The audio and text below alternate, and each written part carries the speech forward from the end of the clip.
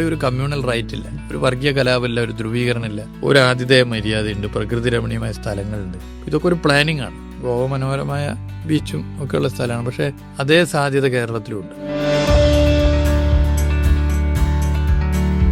മറ്റ് സ്റ്റേറ്റിനെടുത്ത് നോക്കിയാൽ കേരളത്തിന് റവന്യൂ ഇല്ല. ഗവൺമെന്റ് പലതിലും ഫെസിലിറ്റേറ്റർ ആകുക, സ്വകാര്യ നിക്ഷേപത്തെ പ്രോത്സാഹിപ്പിക്കുക, ടൂറിസം മേഖലയിൽ പബ്ലിക് പ്രൈവറ്റ് പാർട്ടിസിപ്പേഷൻ.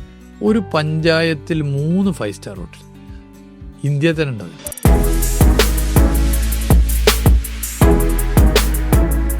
പൊതുമരാമത്ത് വകുപ്പ് എല്ലാ കാലത്തും റോഡ് പൊട്ടിപ്പൊളിഞ്ഞ് കിടക്കുന്നതിന് പേരിൽ പഴി കേൾക്കുന്ന ഒരു വകുപ്പാണ്. തിങ്കളാഴ്ച ഒരു റോഡ് നന്നാക്കിയാൽ ചൊവ്വാഴ്ച കുടിവെള്ളത്തിന് വേണ്ടി ആ റോഡ് കുത്തിപ്പൊളിക്കുന്നു. ഒരു 9 കിലോമീറ്റർ റോഡ് ഉണ്ടെങ്കിൽ അതിൽ 1 കിലോമീറ്റർ മാത്രമാണ് PWD.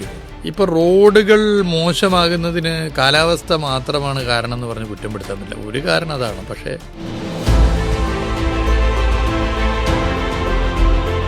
കോസ്റ്റൽ ഹൈവേയും ഹിൽ ഹൈവേയും വന്നു കഴിഞ്ഞാൽ കേരളത്തിന്റെ ചിത്രം തന്നെ മാറും. ഇന്ത്യയുടെ ചരിത്രത്തിൽ ആദ്യമായി ഒരു ദേശീയപാത വികസനത്തിന് സ്റ്റേറ്റ് ഗവൺമെന്റ് പണം ചെലവഴിക്കാൻ തയ്യാറായി. NH66 വേണ്ടി 12,000 കോടി രൂപയാണ് സ്റ്റേറ്റ് ഗവൺമെന്റ് ചെലവഴിക്കുന്നത്. പിന്നെ ഫണ്ട് ഞങ്ങൾ മുടക്കിയിട്ടില്ലായിരുന്നെങ്കിൽ, സ്റ്റേറ്റ് ഗവൺമെന്റ് മുടക്കിയിട്ടില്ലായിരുന്നെങ്കിൽ ഇങ്ങനെ പദ്ധതി ഉണ്ടാകില്ലേ. കേരളത്തിൽ ഏത് റോഡ് തകർന്നാലും PWD വകുപ്പാണോ മറുപടി പറയേണ്ടത്? സ്വകാര്യ നിക്ഷേപത്തിലാണോ കേരള ടൂറിസത്തിന്റെ ഭാവി? ചോദ്യങ്ങൾക്ക് മറുപടിയുമായി കേരള വികസനത്തിന്റെ ജീവനാഡിയായ റോഡുകളുടെയും പാലങ്ങളുടെയും നിർമ്മാണ ചുമതല വഹിക്കുന്ന പൊതുമരാമത്തിന്റെയും സംസ്ഥാനത്തിന്റെ നിർണായക വരുമാന സ്രോതസ്സായ വിനോദസഞ്ചാരത്തിന്റെയും കാര്യസ്ഥൻ മന്ത്രി PA മുഹമ്മദ് റിയാസ്.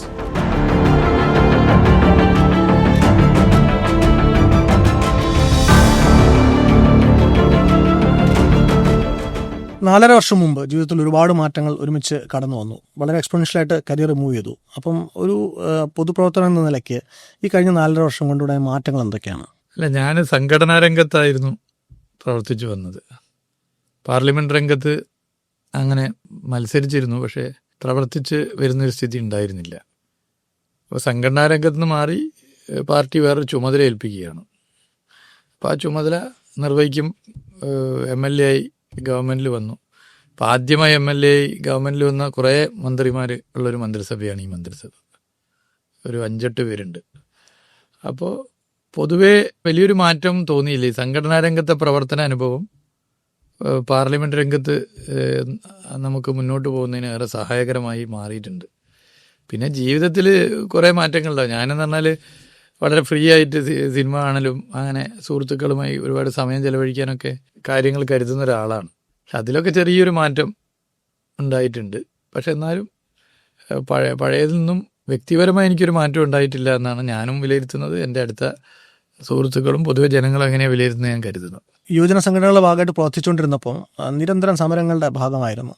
ഇപ്പോൾ ഈ ഭരണത്തിൻ്റെ ഇപ്പുറത്തെ സൈഡിലിരിക്കുമ്പോൾ എങ്ങനെയാണ് ആ ഒരു മാറ്റത്തെ കാണുന്നത്? എന്തൊക്കെയാണ് തെറ്റിദ്ധാരണകൾ, എന്തൊക്കെയാണ് മാറിയിട്ടുള്ളത്? ഗവൺമെൻറ്റിൻ്റെ ഭാഗമാകുമ്പോൾ ഗവൺമെൻറ് വിമർശിക്കപ്പെടുന്നത് വലിയ തെറ്റൊന്നുമല്ല. അതിനെ സഹിഷ്ണുതയോടുകൂടി കാണാൻ നേരത്തെ പ്രക്ഷോഭങ്ങളിലൊക്കെ പങ്കെടുത്തതിൻ്റെ ഭാഗമായിട്ട് ഇപ്പോൾ സാധിക്കുന്നുണ്ട്. ഒരു സമരം നടത്തുന്നതോ അല്ലെങ്കിൽ അതിൻ്റെ ഭാഗമായിട്ടുള്ള വലിയ നീണ്ട പ്രക്ഷോഭങ്ങളോ ഒരു തെറ്റായിട്ടൊരിക്കലും കാണേണ്ടതില്ല. ജനാധിപത്യത്തിൻ്റെ സൗന്ദര്യമാണ് പ്രക്ഷോഭങ്ങൾ. എന്നാൽ അത് അകാരണമാണോ? അതാണ് പ്രശ്നം. അപ്പോൾ അങ്ങനെ പൊതുവെ വിലയിരുത്തി പോകാൻ വേണ്ടിയിട്ട് പറ്റുന്നുണ്ട്. നേരത്തെ ഉള്ളത് വേറെ, ഇപ്പോൾ ഉള്ളത് വേറെ. ഇപ്പോൾ പലതിനോടും നമ്മൾ പ്രതികരിക്കുമ്പോൾ തന്നെ ചിലത് മന്ത്രി എന്ന് പറഞ്ഞാൽ എല്ലാവരുടെയും മന്ത്രിയാണ്. ഇടതുപക്ഷ ജനാധിപത്യ മുന്നണിക്ക് വോട്ട് ചെയ്തവരുടെ മാത്രമല്ല, വോട്ട് ചെയ്തവരുടെയും വോട്ട് ചെയ്യാത്തവരുടെയും എല്ലാ രാഷ്ട്രീയ പാർട്ടിയിലുള്ളവരുടെയും ഒരു രാഷ്ട്രീയ പാർട്ടി ഇല്ലാത്തവരുടെയും മന്ത്രിയാണ്.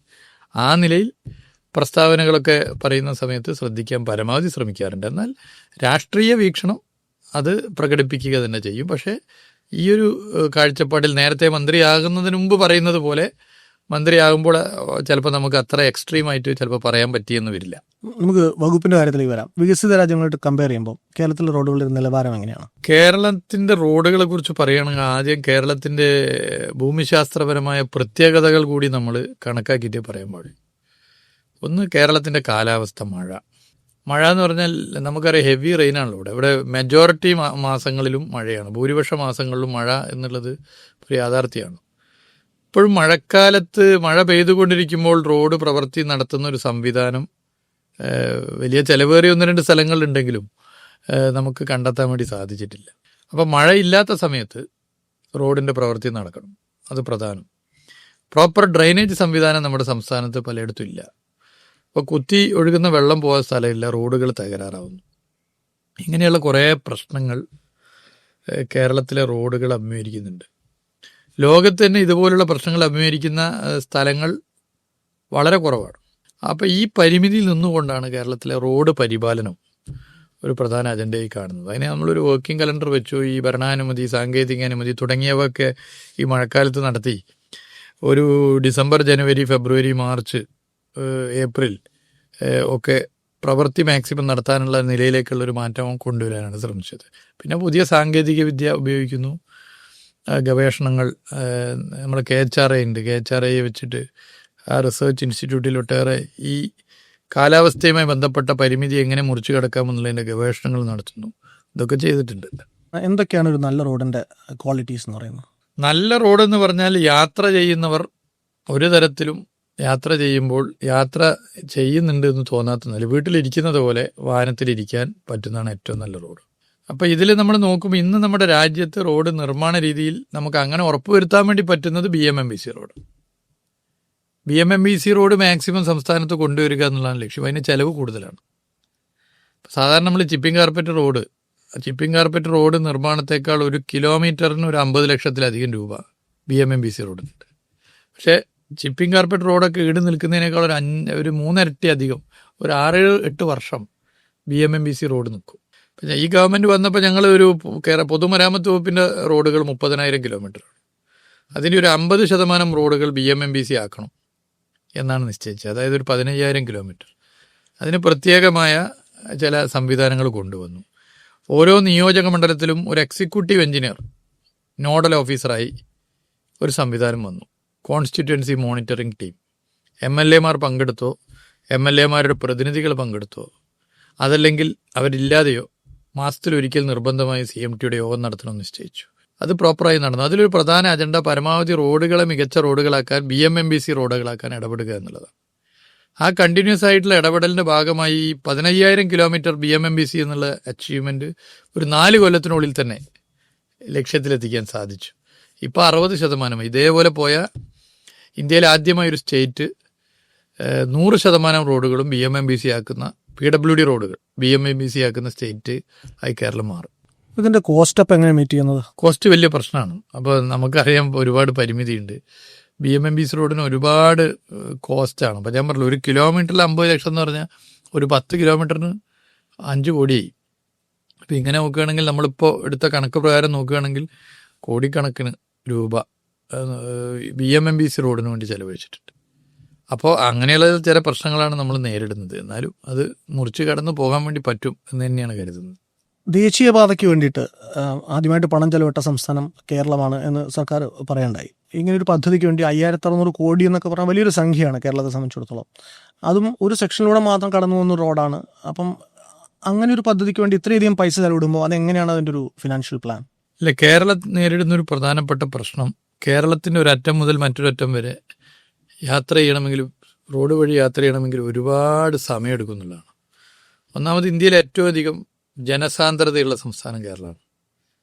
ദേശീയ ശരാശരിയേക്കാൾ 3 ഇരട്ടി, ഒരു സ്ക്വയർ കിലോമീറ്ററിൽ 850 മനുഷ്യർ ജീവിക്കുന്ന സ്റ്റേറ്റാണ് കേരളം.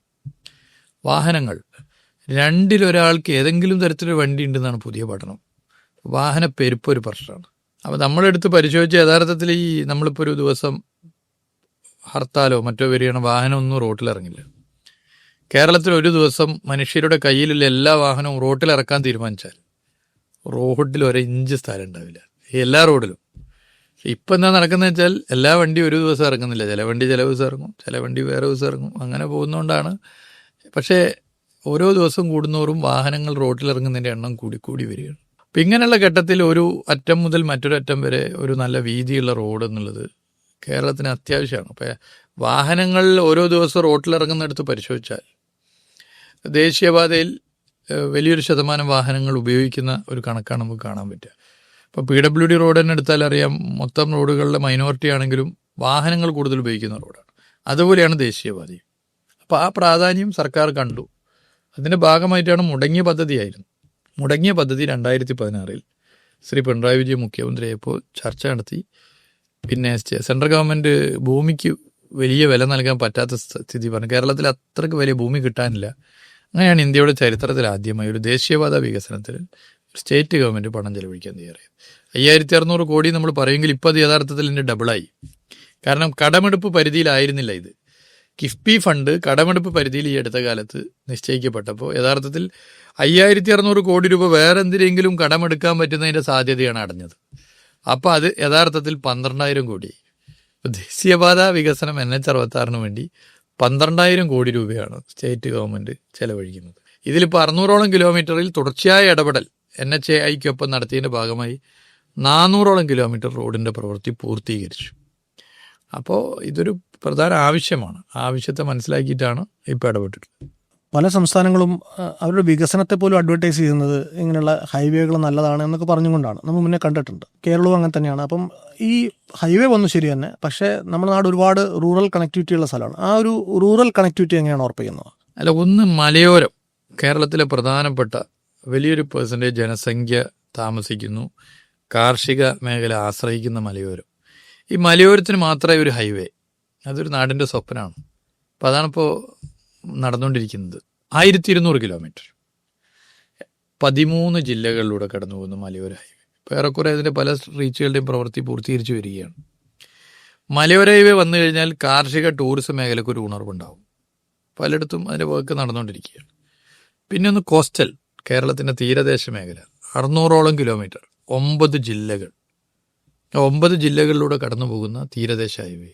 50 കിലോമീറ്റർ ഇടവിട്ട് ടൂറിസ്റ്റ് കംഫർട്ട് സ്റ്റേഷനുകൾ. അപ്പോൾ ദീർഘദൂര യാത്രക്കാർക്കൊന്ന് ഇറങ്ങി ഒന്ന് ഫ്രഷ് ആവാനും വിശ്രമിക്കാനും ഒക്കെ ഉള്ള സൗകര്യം. ഇതും കോസ്റ്റൽ ഹൈവേയും ഹിൽ ഹൈവേയും വന്നു കഴിഞ്ഞാൽ കേരളത്തിൻ്റെ ചിത്രം തന്നെ മാറും. അപ്പോൾ അതിൻ്റെ പ്രവൃത്തി നടന്നുകൊണ്ടിരിക്കും. ഇപ്പോൾ ഒരു ഭാഗത്ത് NH-66, ഒരു ഭാഗത്ത് ഹിൽ ഹൈവേ, ഒരു ഭാഗത്ത് കോസ്റ്റൽ ഹൈവേ. പിന്നെ state highways, major district roads, ഇതൊക്കെ വ്യാപകമായിട്ട് വരുന്നുണ്ട്. ബഡ്ജറ്റിനകത്തും ബഡ്ജറ്റിന് പുറത്തും കിഫ്ബി ഫണ്ടിങ്ങോട് കൂടിയും നിരവധി റോഡുകൾ കേരളത്തിൽ 9 കൊല്ലത്തിനിടയിൽ വന്നു. വലിയൊരു ചേഞ്ചാണ്. പാലങ്ങൾ സർവ്വകാല റെക്കോർഡാണ് ഈ 9 കൊല്ലം എടുത്തു കഴിഞ്ഞാൽ. അപ്പം ഈ ഗവൺമെൻറ് വരുമ്പോൾ ഞങ്ങൾ 5 കൊല്ലം കൊണ്ട് ഒരു 100 പാലത്തിൻ്റെ പ്രവൃത്തി പൂർത്തീകരിക്കണം എന്നാണ് നിശ്ചയിച്ചത്. ഈ CMTയിൽ അതൊക്കെ പ്രത്യേക അജണ്ട വെച്ചു എല്ലാ മാസവും ചർച്ച ചെയ്തു. 100 പാലം എന്നുള്ളത് ഒരു 3.5 വർഷം കഴിഞ്ഞപ്പോൾ തന്നെ അച്ചീവ് ചെയ്യാൻ പറ്റി. ഇപ്പോൾ ഏകദേശം 149 പാലമായി. ഞങ്ങളത് 200ൻ്റെ അടുത്ത് പിടിക്കാനുള്ളൊരു വലിയ ശ്രമത്തിലാണ്. അപ്പോൾ ഇതൊക്കെ കേരളത്തിൻ്റെ പശ്ചാത്തല വികസന മേഖലയിൽ ഈ സമീപകാലങ്ങളിൽ വന്നിട്ടുള്ള ഈ 9 വർഷക്കാലത്തെ മാറ്റമായിട്ടാണ് നമുക്ക് കാണേണ്ടത്. ഇപ്പോൾ ദേശീയപാതയുടെ തന്നെ കാര്യം പറയുകയാണെങ്കിൽ കേന്ദ്രം ഭരിക്കുന്നത് BJP ആണ്. ആശയപരമായിട്ട് എതിർചേരിയിലാണ്. എന്നിട്ട് പോലും നിതിൻ ഗഡ്കരി കഴിഞ്ഞ ദിവസം പറഞ്ഞിട്ടുണ്ടായിരുന്നു കേരള സർക്കാരിൻ്റെ സഹകരണം ഈ കാര്യത്തിൽ പ്രശംസനീയമാണെന്ന്. ഇങ്ങനെ ഒരു സഹകരണത്തിൻ്റെ ഒരു മോഡൽ കേരള പദ്ധതികളുടെ കാര്യത്തിൽ മറ്റ് പദ്ധതികളിലേക്ക് വ്യാപിപ്പിക്കാൻ പറ്റില്ലേ?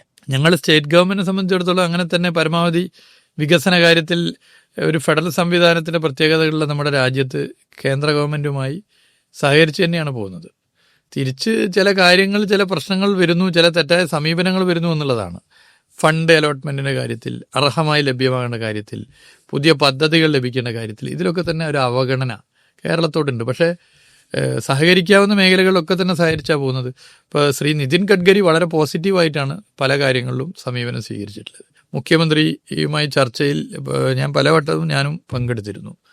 ആ ചർച്ചയിലൊക്കെ തന്നെ ഞാൻ അദ്ദേഹത്തിൻ്റെ സമീപനം കണ്ടത് വളരെ പോസിറ്റീവായിട്ടാണ്. 2 വ്യക്തിപരമായിട്ടും ഞാൻ പല നിലയിലും അദ്ദേഹമായിട്ട് കോൺടാക്ട് ചെയ്തിരുന്നു. അപ്പോഴും പോസിറ്റീവ് അപ്രോച്ചാണ് എടുത്തിരിക്കുന്നത്. അപ്പോൾ പോസിറ്റീവ് അപ്രോച്ച് എടുക്കുന്ന ഒരു വ്യക്തി അതിന് നമ്മൾ നല്ല നിലയിൽ കാണണം. ഇപ്പോൾ ഉദാഹരണം NH-66 എല്ലാ 2 ആഴ്ചയിലും സ്റ്റേറ്റ് ഗവൺമെൻറ് റിവ്യൂ എടുത്തെന്ന് പറഞ്ഞാൽ ഇപ്പോൾ ചിലർ ട്രോളൊക്കെ ആക്കാൻ ശ്രമിക്കാറുണ്ട്. പക്ഷേ വസ്തുതയാണല്ലോ നിങ്ങൾ പറഞ്ഞത്. 2 ആഴ്ചയിൽ PWD സെക്രട്ടറിയും ഞങ്ങളൊക്കെ പങ്കെടുത്ത് നടത്താറുണ്ട്. മുഖ്യമന്ത്രി ഇടയ്ക്കിടെ നടത്താറുണ്ട്. അതിൻ്റെ ഭാഗമായിട്ടാണ് വിവിധ വകുപ്പുകളുടെ പ്രശ്നങ്ങൾ പരിഹരിക്കാനും ഏകോപിപ്പിക്കാനൊക്കെ സാധിച്ചത്. അത് ശ്രീ നിതിൻ ഗഡ്കരി പരസ്യമായിട്ട് പറഞ്ഞു.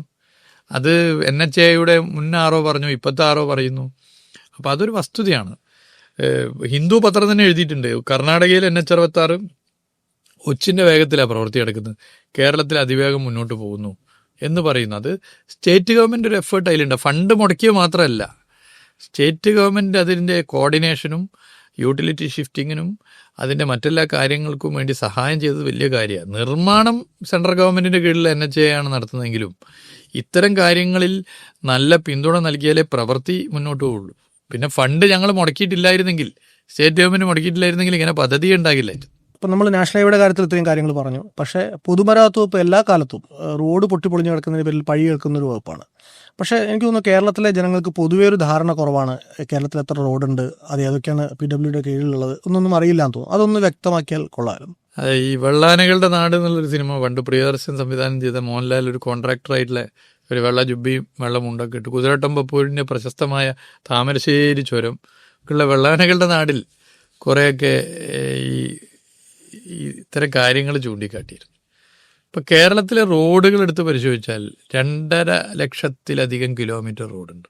ജനകീയാസൂത്രണം 1996 ശ്രീ നായനാരുടെ ഗവൺമെൻറ് നടപ്പിലാക്കിയതിന് ശേഷം ഗ്രാമീണ റോഡുകളുടെ എണ്ണം വർദ്ധിച്ചു. ടാറിട്ട റോഡുകൾ നിങ്ങൾ UP-യിൽ പോയാൽ, ഗുജറാത്തിൽ പോയാൽ, കർണാടകയിൽ പോയാൽ, തമിഴ്നാട്ടിൽ പോയാൽ, മഹാരാഷ്ട്രയിൽ പോയാൽ നല്ല 45 മീറ്റർ വീതിയുള്ള ഒരുപാട് റോഡ് കാണാം. അവിടെ ഭൂമിയുണ്ട്. എന്നാൽ ഗ്രാമങ്ങളുടെ റോഡ് അവിടെ നോക്കിയാൽ ഗ്രാമങ്ങളുടെ റോഡ് ടാറിട്ടല്ല. കേരളത്തിൽ 45 മീറ്റർ വീതിയുള്ള റോഡ് കാണാൻ പറ്റില്ല, കാരണം ഇവിടെ ഭൂമി കിട്ടാനില്ല. അത് കേരളത്തിൻ്റെ കുഴപ്പമില്ല. എന്നാൽ ഗ്രാമങ്ങളിലേക്കുള്ള റോഡ് ടാർ ചെയ്ത റോഡുകളാണ്. അങ്ങനെ 2.25 ലക്ഷത്തോളം കിലോമീറ്റർ റോഡ് ടാർഡ് റോഡുകളുണ്ട് കേരളത്തിൽ. അതിൽ വെറും 30,000 കിലോമീറ്റർ മാത്രമാണ് പൊതുമരാമത്ത് വകുപ്പ് റോഡ്. പലർക്കും അത്ഭുതം അത് ആ നമ്പർ പറയുമ്പോൾ. 8-1, 9-1 ആണ്. ഒരു 9 കിലോമീറ്റർ റോഡ് ഉണ്ടെങ്കിൽ അതിൽ 1 കിലോമീറ്റർ മാത്രമാണ് PWD റോഡ്. ഇറിഗേഷൻ വകുപ്പിൻ്റെ റോഡുണ്ട്, ഫിഷറീസ് വകുപ്പിൻ്റെ റോഡുണ്ട്. മഹാഭൂരിപക്ഷ റോഡും ഗ്രാമീണ റോഡുകളും LSTD തദ്ദേശ സ്വയംഭരണ വകുപ്പിൻ്റെ റോഡുകളും. ഞാനൊരു ദിവസം ഒരു മധ്യ കേരളത്തിൽ ഒരു പരിപാടിക്ക് പങ്കെടുക്കാൻ വേണ്ടി പോയപ്പോൾ വണ്ടിയിൽ നിന്ന് ഇറങ്ങി നടക്കുക. കൊട്ടക്കുണ്ട് നടക്കുമ്പോൾ കുഴിയുള്ള റോഡാണ്, കുറച്ച് കുഴിയൊക്കെ വെള്ളം കെട്ടിയിട്ട് മഴയൊക്കെ മാറിയ സമയം. അപ്പോൾ ഞാൻ MLA ചോദിച്ചു. MLA പറഞ്ഞത് പഞ്ചായത്ത് റോഡാന്ന് പറഞ്ഞു. ഓ അത് ശരി എന്ന് പറഞ്ഞു. പെട്ടെന്ന് ഒരാൾ നിലത്ത് വീഴുക. ഞാൻ പേടിച്ചു, ഇതെന്താ സംഭവം എന്ന്. നോക്കുമ്പോൾ ഒരു ക്യാമറാമാനാണ്. നിലത്ത് വീണിട്ട് കുഴിയും എൻ്റെ കാലും കൂടി കിട്ടുന്ന നിലയിൽ ചെരിഞ്ഞൊരു ഫോട്ടോ എടുത്തു. അയാളെ ഷർട്ടിലൊക്കെ പാവത്തിൻ്റെ ഷർട്ടിലൊക്കെ ചളിയായിട്ടുണ്ട്. ഞാൻ നടന്നു സ്റ്റേജിൽ പോയിരുന്നു. പരിപാടി കഴിഞ്ഞ് പിറ്റേ ദിവസം ഒരു പത്രത്തിൻ്റെ ഫ്രണ്ട് പേജിൽ കുഴീൻ്റെ മുകളിൽ കാലിങ്ങനെ പൊക്കി നിൽക്കുന്ന എൻ്റെ ചിത്രമാണുള്ളത്. അപ്പം ഇത് ഞങ്ങളെ വകുപ്പിൻ്റെ റോഡല്ല എന്ന് പറയാൻ പറ്റില്ല. പലരും പറഞ്ഞത് എഴുതണം, എഴുതിയിട്ട് കാര്യമില്ല. ഏത് വകുപ്പിൻ്റെ റോഡായാലും, ഏത് പഞ്ചായത്തിൻ്റെ റോഡായാലും, അത് LDF ഭരിക്കുന്ന പഞ്ചായത്ത് ആയിക്കൊള്ളട്ടെ, UDF ഭരിക്കുന്ന പഞ്ചായത്ത് ആയിക്കൊള്ളട്ടെ, നല്ല റോഡുണ്ടാവണം. അപ്പോൾ അതിനിപ്പോൾ നമ്മൾ ന്യായീകരിച്ച് പോയിട്ടൊന്നും കാര്യമില്ല. അയ്യോ അത് നമ്മളതല്ല, നമുക്കൊന്നും ചെയ്യാൻ പറ്റില്ല എന്ന് പറഞ്ഞിട്ട് ഒരു കാര്യമില്ല. പല സ്ഥലത്ത് പോകുമ്പോൾ, ഇപ്പോൾ കല്യാണം വീട്ടിൽ പോകുമ്പോൾ അല്ലെങ്കിൽ മറ്റിടങ്ങളിൽ പോകുമ്പോൾ ചിലർ പ്രായമായ അമ്മമാരൊക്കെ കൈപിടിച്ചിട്ട് പറയും, മോനെ ഞങ്ങൾ ആ ബൈക്കുള്ള റോഡ് അതൊന്ന് ടാർ ചെയ്ത് തരണം. അപ്പോൾ അത് പഞ്ചായത്തിൻ്റെ ഉള്ളോട്ടുള്ള റോഡായിരിക്കും. പഞ്ചായത്ത് ചിലപ്പോൾ UDF ഭരിക്കുന്ന പഞ്ചായത്തായിരിക്കും. പക്ഷേ ഈ അമ്മയുടെ മനസ്സിലെന്താ, അത് ഈ PWD മിനിസ്റ്ററാണ് അത് സഹായം, അങ്ങനെയൊക്കെയുള്ള ഒരു ധാരണയുണ്ട്. പക്ഷേ പൊതുവെ റോഡുകൾ ഇപ്പോൾ നല്ല നിലയിൽ റോഡുകൾ മാറി തുടങ്ങിയിട്ടുണ്ട്.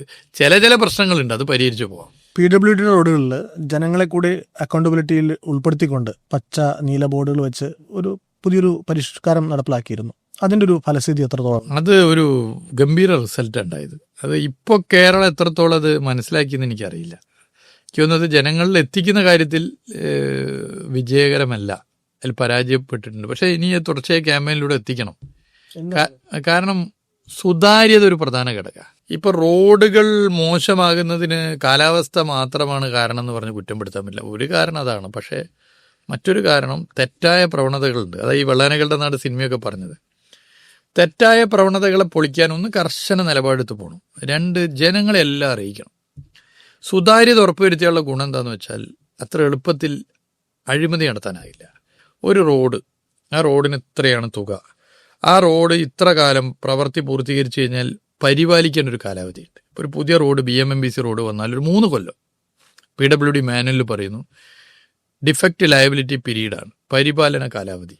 ആ 3 കൊല്ലവും ആ റോഡിൻ്റെ പരിപാലനം കരാറുകാരൻ നടത്തണം. കരാറുകാരൻ റോഡ് പ്രവൃത്തി ആരംഭിക്കുമ്പോൾ ഒരു തുക ഡിപ്പോസിറ്റ് ചെയ്യും. ഈ തുക തിരിച്ചെടുക്കാൻ പറ്റുക ഈ പരിപാലന കാലാവധിയുള്ള ഈ 3 കൊല്ലവും കഴിഞ്ഞ് 45 ദിവസമായിട്ട് വേണ്ട.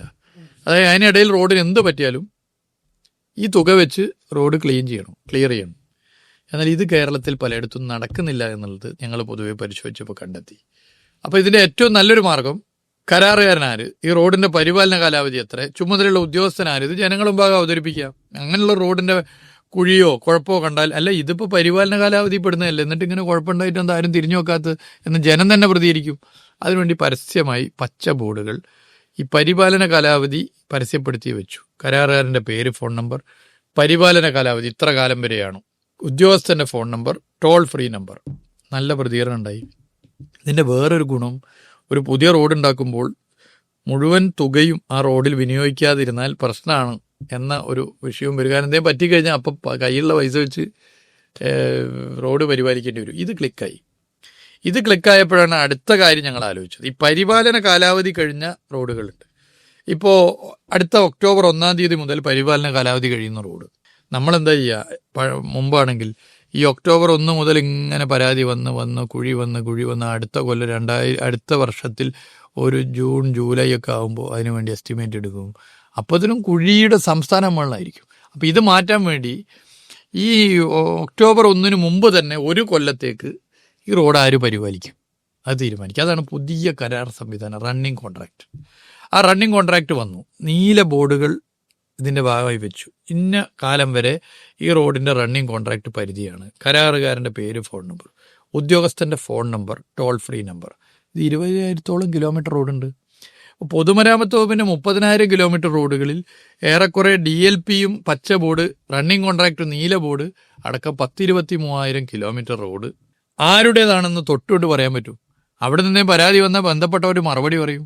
ഈ നിലവിൽ ഇനി ഇതൊരിക്കലും കേരളത്തിൽ എടുത്തു മാറ്റാൻ പറ്റില്ല. പച്ച ബോർഡ് വെച്ചിട്ടില്ലെങ്കിൽ നാളെ അത് പരാതിയാവും പുതിയ റോഡ് വന്നാൽ. റണ്ണിങ് കോൺട്രാക്ട് സംവിധാനം അവസാനിപ്പിച്ചാൽ നാട്ടിലെ ജനങ്ങൾ അപ്പോൾ ഇതിനെക്കുറിച്ച് മനസ്സിലാക്കും. അപ്പോൾ കണ്ണുണ്ടെങ്കിലേ കണ്ണിൻ്റെ വില അറിയൂ എന്ന് പറയുന്നത് പോലെ ഇപ്പോൾ ഇതറിയില്ലെങ്കിലും നാളെ ഇതിൻ്റെ ഗുണം ആളുകൾ ചർച്ച ചെയ്യും. ഇതുപോലെ റിപ്പോർട്ട് ചെയ്യാൻ ബോർഡ് വെച്ച പോലെ തന്നെ കുറച്ചുകൂടി സാങ്കേതിക വിദ്യയെ ആശ്രയിച്ചുകൊണ്ട് PWD4U എന്നൊരു ആപ്പ് ലോഞ്ച് ചെയ്തിട്ടുണ്ടായിരുന്നു 2021. അതിൻ്റെ ഒരു ഫലസിദ്ധി എന്താണ്? PWD4U ആപ്പ് നല്ല റിസൾട്ടാണ്. അതും നമ്മൾ ഈ റിസൾട്ട് ജനങ്ങളെ അറിയിക്കാൻ കുറെ കൂടി ശ്രമിക്കേണ്ടതുണ്ട് എന്ന് പൊതുവെ ഞങ്ങൾ വിലയിരുത്തി. ചെറിയ പരാതികൾ, വലിയ പരാതികൾ, ഇതിൻ്റെ റിസൾട്ട് ജനങ്ങളെ അറിയിക്കണം. അപ്പോൾ തീരുമാനിച്ചിട്ടുണ്ട്. അതിൻ്റെ ഒരു പ്രോഗ്രസ് കാർഡ് തന്നെ ജനങ്ങൾക്ക് മുമ്പാകെ അവതരിപ്പിക്കും. ഇത്ര പരാതി വന്നു, അത് PWD ആയി ബന്ധപ്പെട്ട് ഇത്രയാണ്, അതിൽ ഇത്ര പരിഹരിച്ചു, ഇന്നത് പരിഹരിക്കാൻ പോകുന്നു എന്നുള്ളൊരു പ്രോഗ്രസ് കാർഡ് ഇപ്പോൾ അധികം വൈകാതെ ഇറക്കാനാണ് തീരുമാനിച്ചിട്ടുള്ളത്. പക്ഷേ ജനങ്ങൾ അതിനോടൊക്കെ നന്നായി സഹകരിച്ചു. ഏകദേശം എത്ര പരാതികൾ വന്നു എന്നുള്ള വലിയ നിലയിൽ ഇപ്പോൾ പൊതുവെ പരാതി കുറയുന്നത് കൊണ്ടുള്ളൊരു എണ്ണം കുറഞ്ഞിട്ടുണ്ട്. തുടക്കത്തിലൊക്കെ നന്നായിട്ട് വന്നിരുന്നു, മഴയെ ബന്ധപ്പെട്ടു. പക്ഷെ നല്ല റിസൾട്ടാണ് വന്നിരിക്കുന്നത്. എനിക്ക് തോന്നുന്നു 2022 തോന്നുന്നു മിനിസ്റ്റർ ഒരു അഭിമുഖം കൊടുത്തതിൽ പറഞ്ഞത് കോർഡിനേഷനാണ് ഒരു പ്രധാന പ്രശ്നം. വാട്ടർ അതോറിറ്റി, ടെലിഫോൺസ് എല്ലാവരും കൂടി കോർഡിനേഷൻ വേണം. അതിനായിട്ടൊരു പോർട്ടൽ സ്ഥാപിച്ചിരുന്നു എന്ന് പറഞ്ഞു. അതിപ്പോഴും പ്രവർത്തിക്കുന്നുണ്ടോ? പോർട്ടൽ പ്രവർത്തിക്കുന്നുണ്ട്. ഇപ്പം എന്താ കേരളത്തിലെ പ്രശ്നം? തിങ്കളാഴ്ച ഒരു റോഡ് നന്നാക്കിയാൽ ചൊവ്വാഴ്ച കുടിവെള്ളത്തിന് വേണ്ടി ആ റോഡ് കുത്തിപ്പൊളിക്കുന്നു. പിന്നെ അത് പഴയ പോലെ ആക്കുക. അപ്പോൾ BMMBC റോഡാണ്, കുത്തിപ്പൊളിച്ച ഭാഗത്ത് BMBC ആവുന്നില്ല. അത് റോഡിന് അപകടം വരും. ഇതിനൊക്കെ പരിഹാരമായിട്ടാണ് എപ്പോൾ റോഡ് പണിയണം പൊതുമരാമത്ത് വകുപ്പ് പറയണം, ഈ റോഡിൻ്റെ പൈപ്പ് എപ്പോൾ സ്ഥാപിക്കണം ആ പോർട്ടലിൽ ഇറിഗേഷൻ വകുപ്പ് അത് എഴുതണം. അങ്ങനെ ഇലക്ട്രിഫിക്കേഷൻ എപ്പോൾ വൈദ്യുതി വകുപ്പ് ആ പോർട്ടൽ ഇപ്പോൾ പ്രവർത്തിക്കുന്നുണ്ട്. അതിൻ്റെ കുറേ റിസൾട്ട് ഉണ്ടായിട്ടുണ്ട്. പക്ഷേ എന്നാൽ ഇനിയും നമുക്കതിൽ മുന്നേറേണ്ടതുണ്ട്. ഇതുമായിട്ട് ബന്ധപ്പെട്ടുകൊണ്ട് തന്നെ റോഡ് മോശമാണെന്നിട്ടൊരു ഹൈക്കോടതിയിൽ വിമർശനമൊക്കെ വന്നിരുന്നല്ലോ. അതിന് ശേഷം എന്തെങ്കിലും നടപടികൾ എടുക്കുക? അല്ല, പൊതുവേ ഞങ്ങൾ എല്ലാ കാര്യങ്ങളും അത്തരം കാര്യങ്ങൾ ശ്രദ്ധിക്കാറുണ്ട്. ഒരു ചെറിയ പരാതി പോലും വന്നാൽ അത് ഇടപെട്ട് പോകാനുള്ള സംവിധാനം പൊതുമരാമത്ത് വകുപ്പിലുണ്ട്, ഞങ്ങൾ മന്ത്രി ഓഫീസിലുണ്ട്. നമ്മുടെ ഒരു വലിയ ശക്തി എന്ന് പറയുന്നത് 590 കിലോമീറ്ററോളം നീണ്ടു കിടക്കുന്നത് നമ്മുടെ കോസ്റ്റൽ ലൈനാണ്. അപ്പോൾ പണ്ടാണ് ഈ പരമ്പരാഗതമായിട്ട് കോളം, വർക്കല അങ്ങനെ തുടങ്ങിയ കുറച്ച് ബീച്ചുകളിലാണ് ആൾക്കാർ പോയിരുന്നത്. പക്ഷേ പുതിയ ബീച്ചുകൾ ഇപ്പോൾ സെൻറ് ആൻഡ്രൂസ് ആയാലും അഴീക്കൽ, ബേപ്പൂർ ആയാലും പുതിയ ഡെസ്റ്റിനേഷൻസ് ഒക്കെ വളർന്നു വരികയാണ്. അപ്പോൾ അതിനെ എങ്ങനെയാണ് ടൂറിസം വകുപ്പ് കാണുന്നത്? കേരളത്തിൻ്റെ ഏറ്റവും വലിയ സാധ്യതയും നമ്മൾ വേണ്ടത്ര ഉപയോഗിക്കാതെ പോയതും കേരളത്തിൻ്റെ ബീച്ചുകളാണ്. ഇപ്പോൾ പലരും ഗോവയിൽ പോകുന്നുണ്ട്. ഗോവ മനോഹരമായ ബീച്ചും ഒക്കെയുള്ള സ്ഥലമാണ്. പക്ഷേ അതേ സാധ്യത കേരളത്തിലുണ്ട്. ഞങ്ങൾ ഈ ഗവൺമെൻറ് വന്നപ്പോൾ കോവിഡ് രൂക്ഷമായിരുന്നു. അപ്പോൾ ടൂറിസ്റ്റ് ആക്ടിവിറ്റീസ് ഇല്ലല്ലോ. പക്ഷേ ഞങ്ങൾ ഇത്തരം കാര്യമായിരുന്നു ചർച്ച ചെയ്തത്. ആ ചർച്ചയിൽ പ്രധാനമായിട്ടും വന്നത് കേരളത്തിലെ ബീച്ചുകളിൽ വാട്ടർ സ്പോർട്സ് ആക്റ്റീവാക്കാൻ പറ്റിയാൽ കുറേ ആളുകളോട് നിൽക്കും. ബീച്ചുകൾ പുതിയ ബ്യൂട്ടിഫിക്കേഷനും മറ്റ് ടോയ്ലറ്റ് സംവിധാനവും മറ്റെല്ലാ സൗകര്യവും ഒരുക്കി കൊടുത്താൽ ബീച്ചുകൾ മാറും. അങ്ങനെ ഞങ്ങൾ പൊതുവെ പരിശോധിച്ചപ്പോൾ ഒന്ന് കോവളുണ്ട്, അല്ലെങ്കിൽ വർക്കലുണ്ട്, അല്ലെങ്കിൽ 1, 2, 3 ബീച്ച് നമുക്ക് ചൂണ്ടിക്കാണിക്കാനുള്ളൂ. എന്നാൽ അതിനപ്പുറത്തേക്ക് നല്ല നിലയിൽ ബീച്ചുകളുണ്ട്. അപ്പോൾ അത് ശ്രദ്ധിച്ചു. ബേക്കൽ ഇപ്പോൾ കാസർഗോഡ് വലിയ നിലയിൽ ഡെവലപ്പായി. കണ്ണൂർ ജില്ലയിൽ ബീച്ചുകൾ ഇഷ്ടംപോലെ ഉണ്ട്. ഇപ്പോൾ Muzhappilangad beach drive in beach എന്നുള്ള നിലയിൽ വലിയ നിലയിൽ ക്ലിക്കായി. സോഷ്യൽ മീഡിയ ഒക്കെ വന്നപ്പോൾ അടിച്ചു കയറി. കോഴിക്കോട് എടുത്താൽ കോഴിക്കോടുണ്ട്. കോഴിക്കോട് നല്ല നിലയിൽ കാപ്പാട് അടിപൊളിയായി വരുന്നു. ബേപ്പൂർ മറീന ഇപ്പോൾ വലിയ ട്രെൻഡായി. ബേപ്പൂർ വാട്ടർ ഫെസ്റ്റ് കൂടി വന്നതോടുകൂടി സാർവദേശീയ തലത്തിൽ ശ്രദ്ധിക്കുന്ന നില വന്നു. ചാലിയം ബീച്ചിൻ്റെ വീഡിയോ, പഴയ കാട് പിടിച്ച സ്ഥലവും പുതിയ ചാലിയം ബീച്ചും, ആ വീഡിയോ ഇങ്ങനെ ഭയങ്കര ക്ലിക്കായല്ലോ. അങ്ങനെ എടുത്താൽ പുതിയ പുതിയ പുതിയ ബീച്ചുകൾ വന്നു, വാട്ടർ സ്പോർട്സ് വന്നു. ബീച്ചുകളിൽ ആളുകൾ സമയം ചെലവഴി. ഇപ്പോൾ കോഴിക്കോട് ബീച്ചിലൊക്കെ നിങ്ങൾ 2 മണിക്ക് രാത്രി പോയാലും അവിടെ ആളുണ്ടാവും. അപ്പോൾ ആളുകൾക്ക് ഒരു നിർഭയം ഇരിക്കാനും കുടുംബമായിട്ടും സുഹൃത്തുക്കളായിട്ടും ഒറ്റക്കും ഒക്കെ ഇരിക്കാനൊക്കെ പറ്റിയ സ്ഥലമായിട്ട് ബീച്ച് മാറി. സ്ത്രീകൾ, കുട്ടികൾ, ഫാമിലി എല്ലാവരും ഇപ്പോൾ കേരളത്തിലെ ബീച്ചുകളെ രാത്രി സമയത്തോട് ഉപയോഗിക്കുന്നു. ഒരു നൈറ്റ് ലൈഫ് പോലെ ബീച്ചുകൾ മാറിയിട്ടുണ്ട്. അതൊരു വസ്തുതയാണ്. അത് വലിയ ട്രെൻഡാണ്. ഇനിയും നമുക്ക് ഡെവലപ്പ് ചെയ്യണം. ഇനി ഞങ്ങൾ ഉദ്ദേശിക്കുന്നത് അതുപോലുള്ള ബീച്ചുകളെ ഇനിയും ഡെവലപ്പ് ചെയ്ത് കൊണ്ടുവരിക എന്നുള്ളത്. കേരളത്തിൻ്റെ നിങ്ങൾ പറഞ്ഞതുപോലെ ഒരു ബീച്ചല്ല, ഒരറ്റം മുതൽ മറ്റൊരറ്റം വരെ ടൂറിസ്റ്റ് ഡെസ്റ്റിനേഷനാക്കി മാറ്റുന്ന നില വന്നു കഴിഞ്ഞാൽ ചിത്രം മാറും. കോവിഡിന് ശേഷം ഉണ്ടായ ഒരു പ്രധാന ട്രെൻഡ് ഡൊമസ്റ്റിക് ടൂറിസത്തിലുണ്ടായ വർധനമാണ്. പണ്ട് വിദേശത്ത് നിന്ന് കൂടുതൽ ആൾ വന്നിരുന്നത്, പക്ഷേ ഇപ്പം ഇന്ത്യയുടെ മറ്റു സംസ്ഥാനങ്ങളിൽ നിന്നൊക്കെ വന്നു തുടങ്ങി. അപ്പോൾ അതിൻ്റെ ഒരു പൊട്ടൻഷ്യലിനെ എങ്ങനെയാണ് നമ്മൾ ഉപയോഗിക്കാൻ പോകുന്നത്? ഡൊമസ്റ്റിക് ടൂറിസത്തിൻ്റെ പ്രാധാന്യത്തെ തുടക്കത്തിൽ ഞങ്ങൾ കണ്ടു. അതിനുവേണ്ടി ഞങ്ങൾ അൺഎക്സ്പ്ലോർഡ് ഡെസ്റ്റിനേഷൻസിൻ്റെ ലിസ്റ്റ് എടുത്തു. അതായത് ഇപ്പോൾ നിങ്ങളുടെ നാട്ടിൽ, എൻ്റെ നാട്ടിൽ നമുക്ക് ഇഷ്ടപ്പെട്ടൊരു ടൂറിസ്റ്റ് ഡെസ്റ്റിനേഷൻ ഉണ്ടാവും. പക്ഷേ ആ ഡെസ്റ്റിനേഷൻ എന്തുകൊണ്ടോ ആളുകൾ അറിയുന്നില്ല. അങ്ങനെയുള്ള ഡെസ്റ്റിനേഷൻ എടുത്തു. അവിടെ ഞങ്ങളൊരു പുതിയ പദ്ധതി കൊണ്ടുവന്നു, ഡെസ്റ്റിനേഷൻ ചാലഞ്ച്. തദ്ദേശ സ്വയംഭരണ വകുപ്പുമായി ചേർന്നുകൊണ്ട് 60% ഫണ്ട് ടൂറിസം വകുപ്പും 40% ഫണ്ട് തദ്ദേശ സ്വയംഭരണ വകുപ്പ് എടുക്കുന്ന ഡെസ്റ്റിനേഷൻ ചാലഞ്ച് ക്ലിക്കായി. അതിൻ്റെ ഭാഗമായിട്ട് ഇപ്പോൾ കുറേ പദ്ധതി വരാൻ പോകുന്നു. അതോടൊപ്പം പിന്നെ പ്രധാനമായിട്ടും ഇത്തരം അൺഎക്സ്പ്ലോർഡ് ഡെസ്റ്റിനേഷൻസിനെ മാർക്കറ്റ് ചെയ്യാൻ സോഷ്യൽ മീഡിയ ഒക്കെ നന്നായിട്ട് ഉപയോഗിച്ചു. അതിൻ്റെ ഭാഗമായിട്ട് ഇപ്പോൾ കുറേ എക്സ്പ്ലോർഡായി പല ഡെസ്റ്റിനേഷൻസും. അത് വലിയ ചേഞ്ചാണ് കേരളത്തിൽ ഉണ്ടാക്കിയിട്ടുള്ളത്. ഓവർ ടൂറിസത്തെ തടയാനത് സഹായിക്കും. സോഷ്യൽ മീഡിയ വഴി ഒരുപാട് ക്യാമ്പയിനിങ് നടത്തുന്നുണ്ട്. എവിടെ നോക്കിയാലും കേരള ടൂറിസത്തിൻ്റെ അഡ്വർടൈസ്മെൻറ്റ്സും അതിൻ്റെ എൻഗേജ്മെൻറ്റ്സും ഒക്കെ കാണാനുണ്ട്. അതിൻ്റെ ഒരു കൺവേർഷൻ നിയമത്തിൽ നടക്കുന്നുണ്ടോ?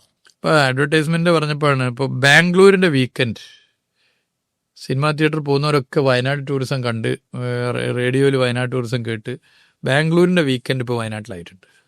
അപ്പോൾ നേരത്തെ നമ്മൾ അങ്ങനെ ഒരു പ്രത്യേക മാർക്കറ്റിംഗ് അത്രത്തോളം നടത്താറില്ല. വയനാട് ടൂറിസത്തിനെ എവിടെയാണ് കൊണ്ടുപോയി മാർക്കറ്റ് ചെയ്യേണ്ടത്, മൂന്നാർ ടൂറിസത്തെ എവിടെയാണ് കൊണ്ടുപോയി മാർക്കറ്റ് ചെയ്യേണ്ടത്, ഫോർട്ട് കൊച്ചിയെ എവിടെയാണ് മാർക്കറ്റ്, ഇതിൽ ഞങ്ങൾ കൃത്യമായൊരു പ്ലാൻ ഉണ്ടാക്കിയിട്ടുണ്ട്. ഇപ്പോൾ നിങ്ങളെടുത്ത് നോക്ക്, നോർത്ത് ഇന്ത്യക്കാരുടെ ഒരുപാട് മാരേജ് നടക്കുന്നത് കേരളത്തിലാണ്. വെഡ്ഡിങ് ഡെസ്റ്റിനേഷൻ, ഞാൻ ആദ്യമൊക്കെ ഈ തുടക്കത്തിലെ വെഡ്ഡിങ് ഡെസ്റ്റിനേഷനുള്ളവരെയൊക്കെ വിളിക്കാറുണ്ടായിരുന്നു. ടൂറിസം വകുപ്പിൻ്റെ ഒരു ആശംസയൊക്കെ അറിയിക്കുകയായിരുന്നു.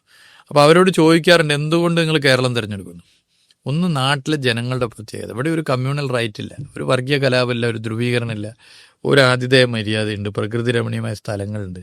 ഇതൊക്കെ ഒരു പ്ലാനിങ് ആണ്. അപ്പോൾ ഡൊമസ്റ്റിക് ടൂറിസ്റ്റുകളുടെ എണ്ണം വർദ്ധിപ്പിക്കാൻ നല്ല വർക്കൗട്ട് നടത്തിയതിൻ്റെ ഭാഗമായി കേരളം ഉണ്ടായതിനു ശേഷമുള്ള സർവ്വകാല റെക്കോർഡ് എണ്ണത്തിലേക്ക് ഡൊമസ്റ്റിക് ടൂറിസ്റ്റുകൾ ഈ 2024 25 മുന്നോട്ട് പോകുകയാണ്.